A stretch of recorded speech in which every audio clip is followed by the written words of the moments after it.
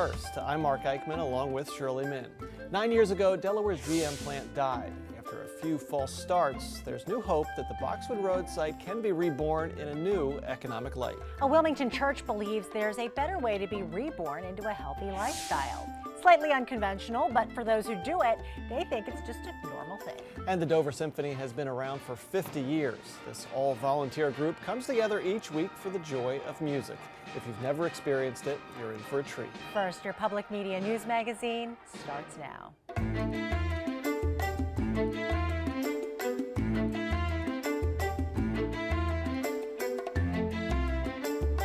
After a decade of dormancy, the former GM vehicle assembly plant near Newport is about to get a multi-million-dollar overhaul designed to create more than 2,000 jobs. This week's First Look explores those plans and looks back at the history of this economic engine in the heart of Newcastle County.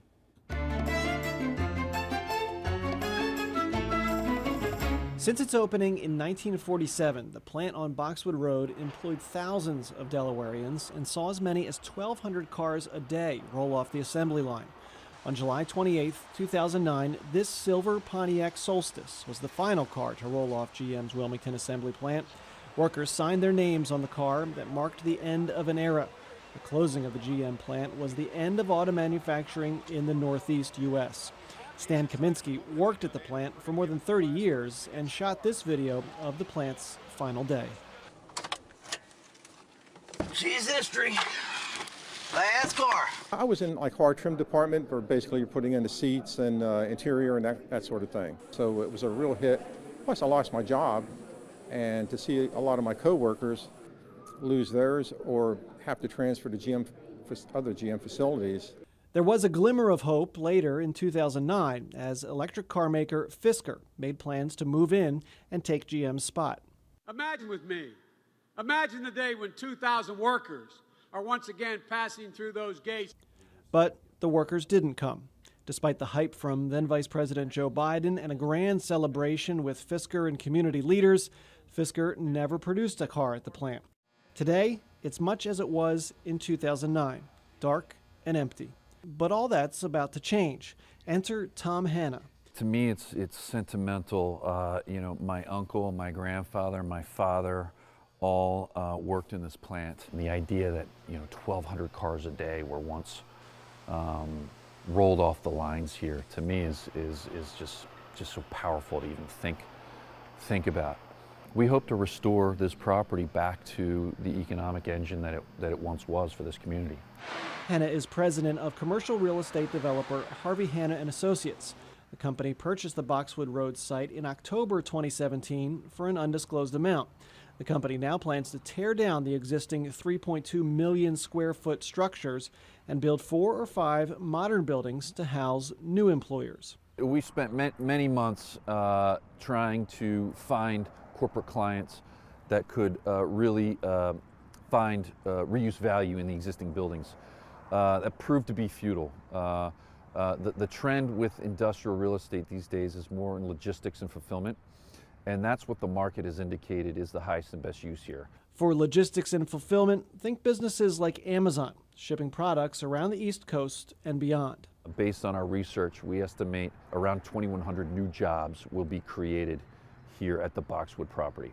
Give everyone a feel for where things stand. Hanna presented the plans to the community at a recent town hall meeting. Residents mainly had questions about the noise trucks and trains would make moving product in and out of the property.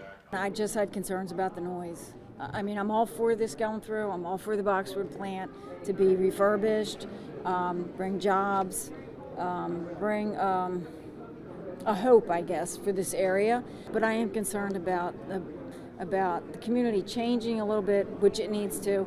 But the trains, they don't listen. They don't care. The plans have support from local elected leaders. From day one, since I came into office 18 months ago, we've been working very closely with the new owners of Boxwood, Harvey Hanna, and they have filed an exploratory plan. That plan is going forward. We saw the unfortunate historical event, the last major car manufacturing facility on the East Coast having its doors shuttered. I think almost it was like a sigh that went across the region. couple that with the hope that fizzled when we tried to do the Fisker deal. And here we have a local company that appears to be committed to the community. So I think it would be a story of hope, a story of what a community that works together can achieve. The site is projected to have a major economic impact that could add $281 million to the economy every year when it's fully operational. Privately, they're saying, I probably shouldn't say this on air, but what they're telling me is that they think those are conservative estimates. They had them come in, do a study. They're aiming much higher, and we're collaborating with them to make sure that the environment is there so that they can thrive. And while there's optimism that a rebirth of the site will bring jobs and economic growth, it will be bittersweet for former GM workers like Stan. I never was in the Chrysler plant, but when I drive by there after they tore it down, that hurt. And so I know this one's going to hurt too. It could be a great ending to a turbulent time in the economy. This could be a great ending. Tom Hanna and his team are very optimistic about the opportunity for hundreds of jobs to be created at the Boxwood Road site. They point to their success in rehabilitating other business park properties in the state in recent years, kind of as evidence of what they'll be able to do here. Right. Now, it's been a long time coming, but I'm sure there are environmental concerns about the property as well. Right. Obviously, after nearly 4 decades in the auto manufacturing industry, there's always environmental concern, and the plant is a brownfield site because of prior contamination during those years. Harvey Hanna has been working to explore what's under the ground with DENREC, the scope of that contamination. So far, out of 6 areas the plant is divided into, 3 of those areas have been given a certificate of completion of remedy, meaning work is ready to begin environmentally. A 4th site had no contamination, and they're still working out plans with DENREC to rectify 2 remaining areas of the site. Hanna says 72% of the site is ready for redevelopment. Wow. So they expect construction plan to be submitted sometime in July, with demolition starting sometime before the end of the year. Of course, all this work only pays off if you get tenants to agree to move in and hire people. So we'll be waiting to hear details on those plans in the future. Well, it would certainly be a boost to jobs in that area if it all comes to fruition. Thanks so much, Mark. Coming up on First, if you were told there was an easy and effective way for a healthy lifestyle, would you do it? Check out the TRC Movement Center. And the Dover Symphony celebrates 50 years by doing what it's always done. First Experience is in 15 minutes. One of the big topics in education circles is how do you boost college enrollment numbers of low-income students who want to get into elite schools? Another issue is dealing with other students who aren't academically performing well. Chris Barish recently discussed these issues with Tatiana Palatko, who runs the Teen Sharp program that assists high-achieving kids from poor families.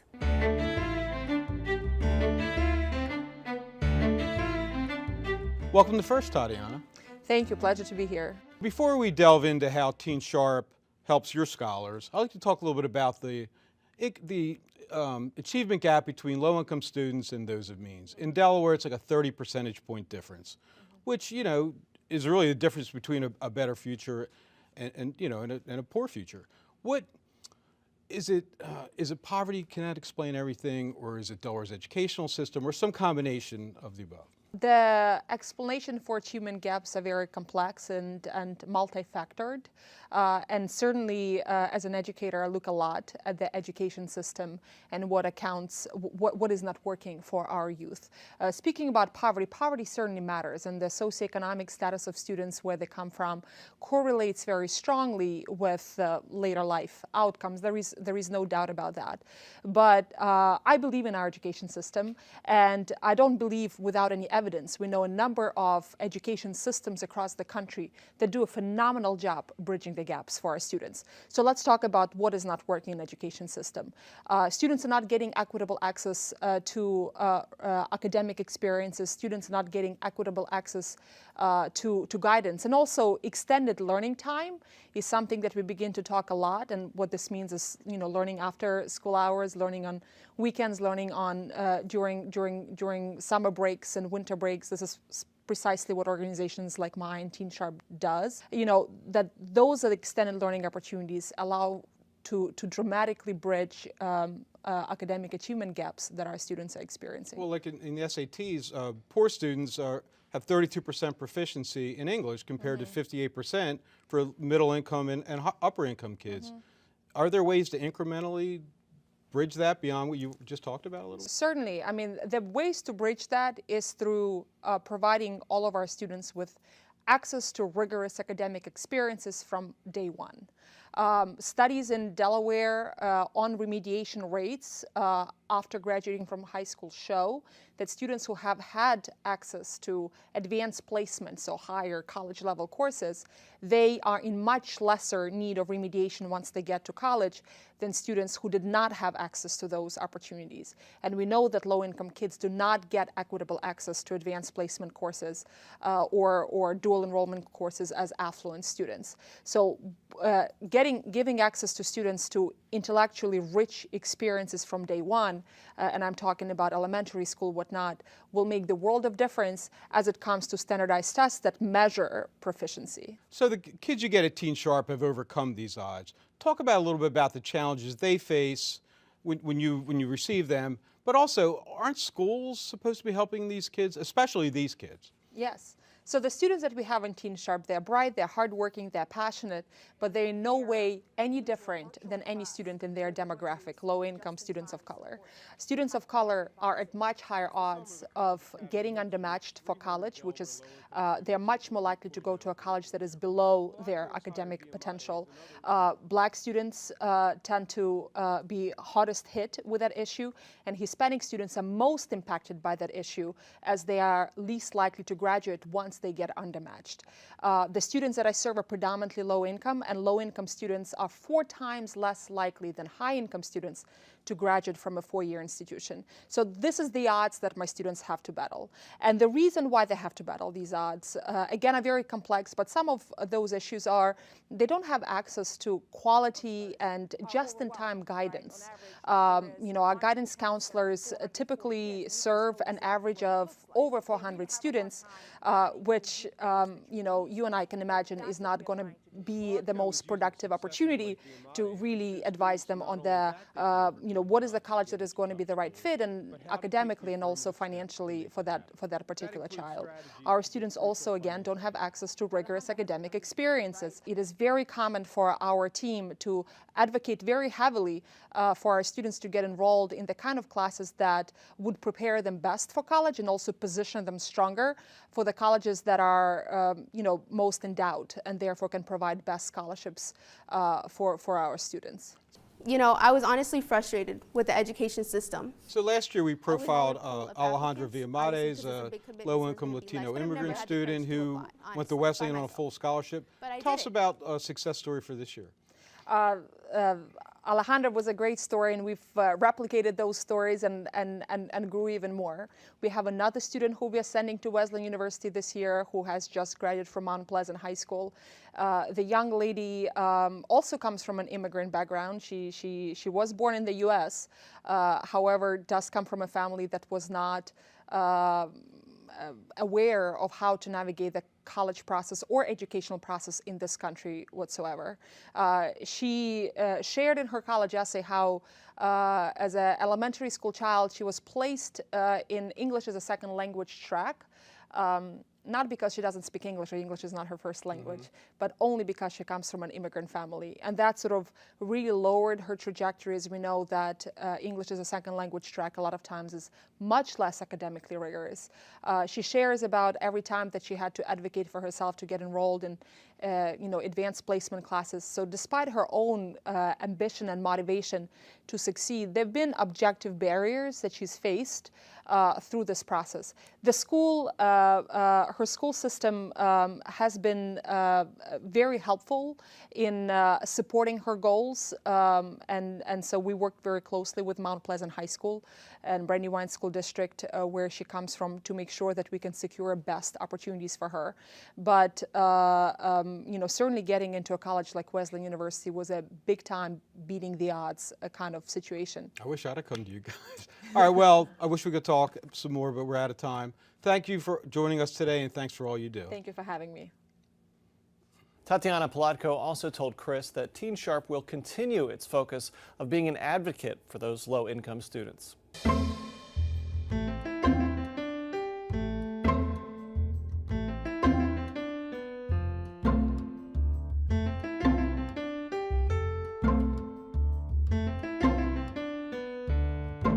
Debra Johnson's not your typical artist. She works with clay, fiber, painting, and glass. It was her glass paintings that grabbed our attention.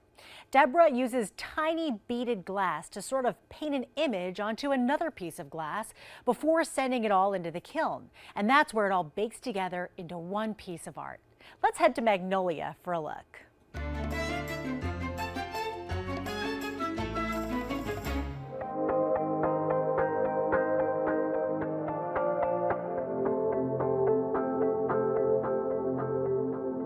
I work in a variety of media. I work in glass, fiber, and occasionally I work in clay. I started out as a muralist. I moved to Seattle. I started working in clay. Since I had the kiln, it was a natural segue to move to glass. My husband is in the Air Force, so we lived in Seattle for 12 years, and then we got stationed here in Delaware.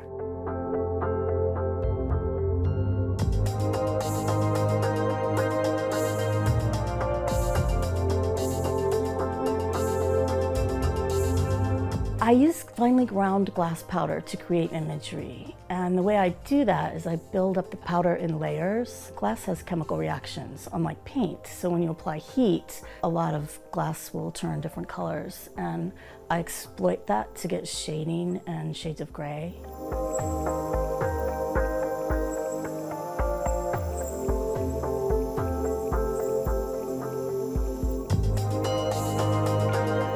For some reason, I am really drawn to intense color, which I think is one of the reasons I like to work in glass, because the color is very intense.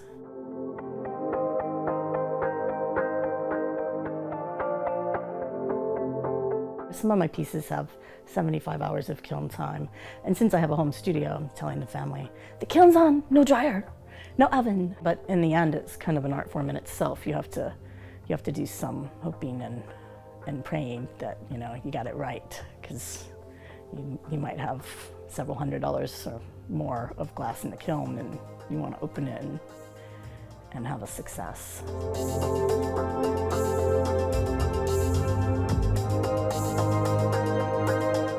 The thing that I like about fine craft, especially glass and clay, is that the image and the form are the same.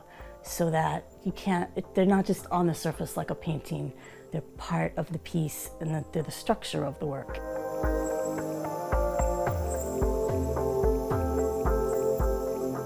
I have to see the ending from your idea to completion. I think that's what keeps me going. I'm always happy when my work touches someone enough that they're willing, to add it to their collection and live with it every day. It's very exciting when it's like something's better than you expected. It feels powerful. Debra's glass work was granted Master Artisan status by the Pennsylvania Guild of Craftsmen. You can get more information on her work, including pottery and fiber work, by visiting her on the web at debrajohnsonart.com. Slight changes in your diet, along with daily exercise, can help reduce and in some cases reverse the risk of sickness and disease. So if it's that simple, why isn't everyone doing it? Well, for some, access to fitness is a barrier. Borrowing from the concept, if we build it, they'll come, a Wilmington church has brought fitness to their church and community.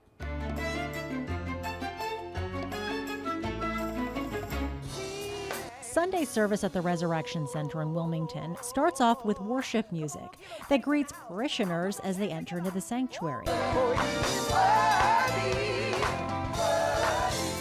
As the music fades, Senior Pastor Todd Townsend steps into the pulpit to preach the Sunday sermon. For the Lord, amen.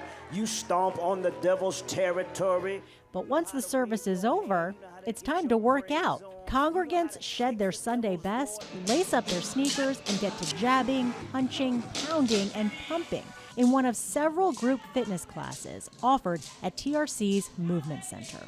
We never thought we would be here, right? Because you don't think church and fitness, and then you're thinking about music. But working out at the Resurrection Center didn't seem all that unconventional to James Fuel. In my opinion, this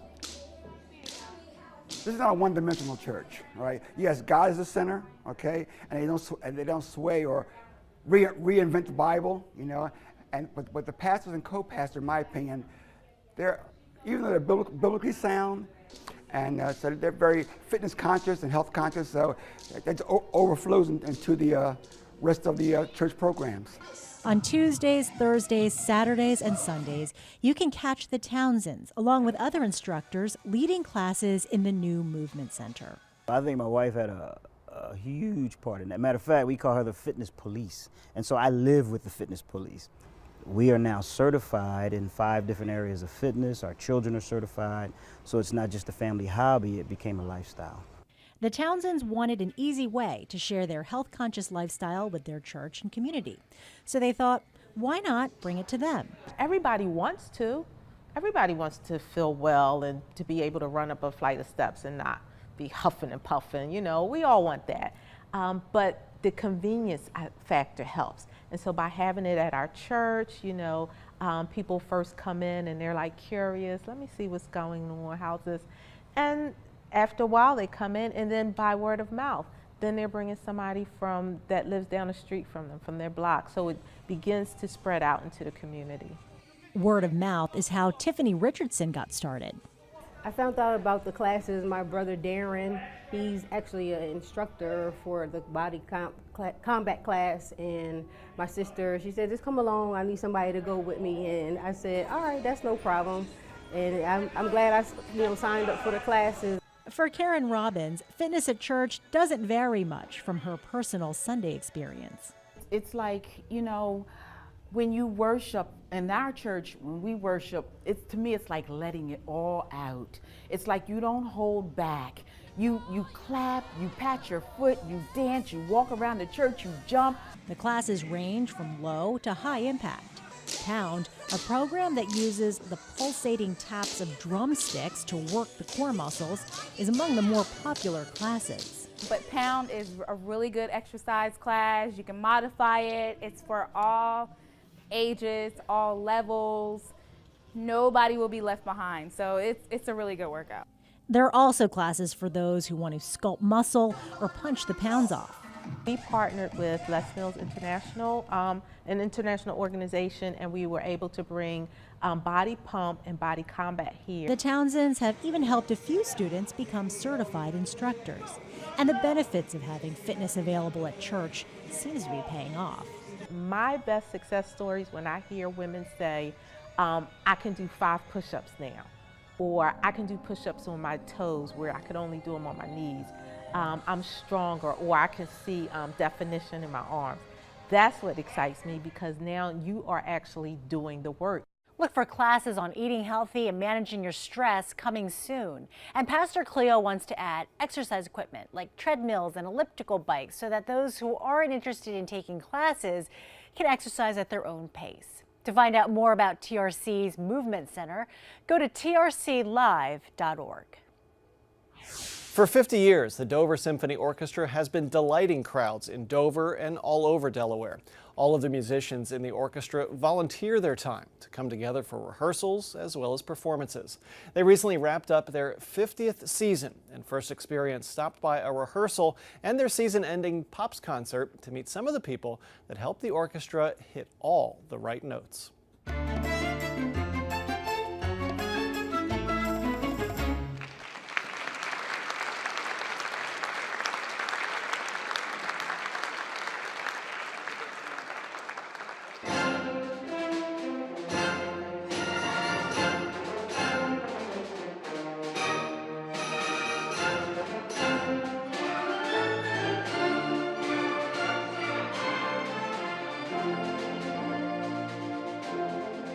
It's been really thrilling. Every year is new and different. I'm the principal horn player here in the Dover Symphony for 40 years. This is my 46th year, and I've never missed a concert in that period of time. I'm a bassoon player. I've been playing with the Dover Symphony since the late 1970s. I've played the flute, and I've been in the orchestra for 45 years. I have been president and personnel director of this orchestra for the last 10 years. We have been serving Dover and pretty much all of Delaware for the last 50 years. It's great.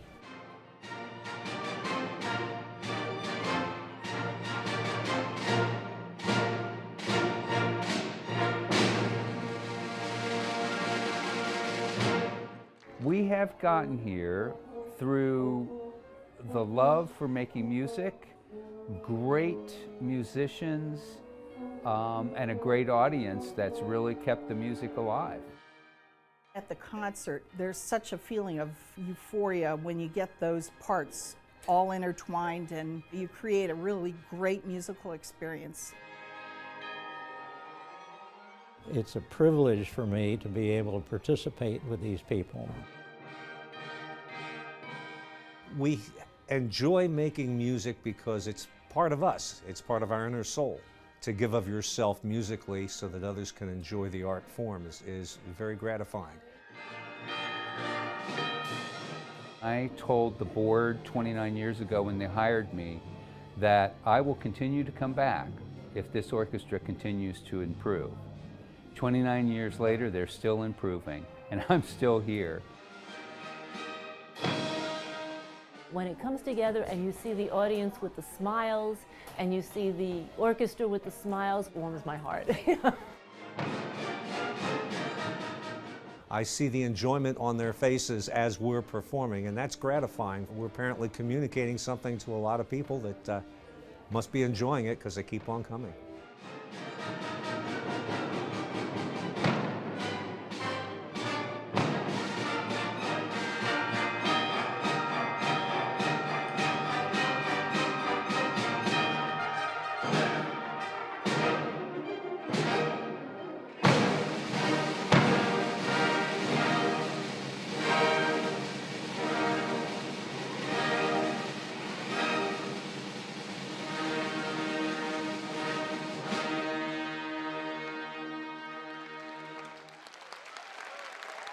Our thanks to the Dover Symphony Orchestra and the Rollins Center at Dover Downs for letting us share this concert with you. For concert dates and more information on the orchestra, just visit them on the web at doversymphony.org. The Delaware Legislature is doing its June 30th late night session. Next week on First, we'll review what they accomplished. And we're heading to Arden to meet one of that artist community's mainstays over the last 50 years. So join us for those stories and more. That is First for this week. We thank you for watching. For Chris Barish and Shirley Min, I'm Mark Eichman. We'll leave you with more of the Dover Symphony at 50. Have a great week.